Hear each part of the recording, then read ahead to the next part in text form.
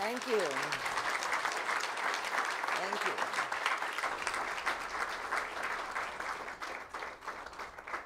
Thank you, Secretary Roque, Secretary Cabral, our other senior government officials, our leaders of the pharmaceutical and healthcare industry, headed by Mr. Aragon, and the other officers of PHAP.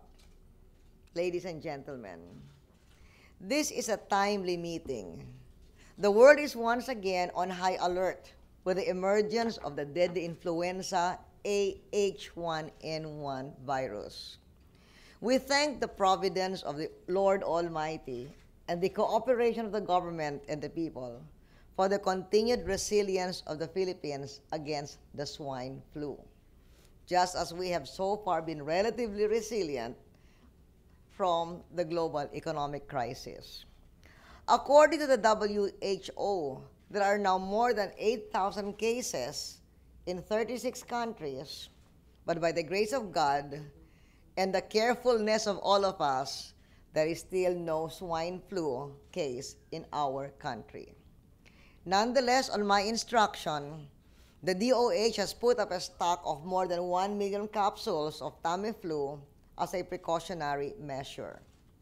But let's continue to pray and work hand in hand as we did during the SARS and bird flu outbreaks in order to keep the Philippines free from swine flu.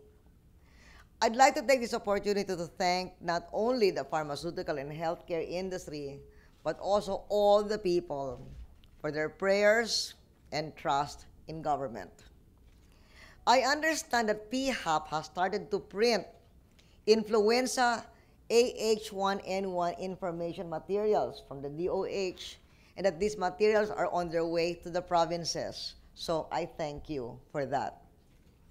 As more diseases emerge, the role of the pharmaceutical industry in developing and distributing cutting-edge drugs to combat disease has become even more important.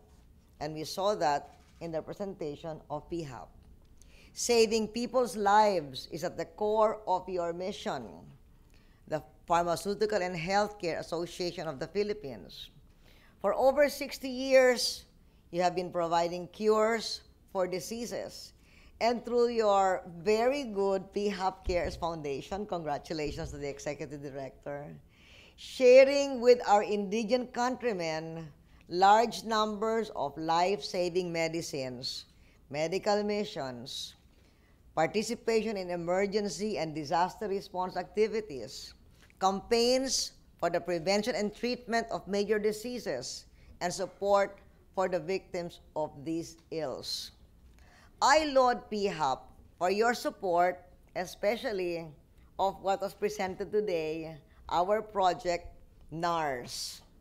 And that excellent presentation saves me the trouble of explaining what it's all about, except to just summarize that it was a project we developed both as an emergency employment measure and as a training ground for nurses who wish to obtain some hands-on experience before they can qualify for greener pastures abroad. And I'm happy to learn about all the things that you have pointed out there.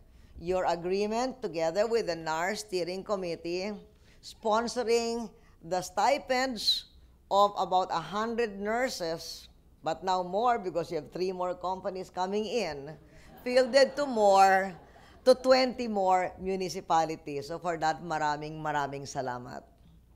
The work of the PHAP Cares Foundation is something I would especially like to highlight during this meeting, during this month of May, because I have proclaimed May as Volunteerism Month, and PHAP Cares is a great example of volunteerism. Now is the time for pulling together and focusing on family and the community. We must initiate a new era of volunteerism and community spirit. This should include the government, religious, civic groups, and NGOs like PHAP Cares, harnessing our people to engage in coordinated volunteer activities. That is why your partnership with DSWD and now your partnership with DOLE is really an excellent example of pulling together.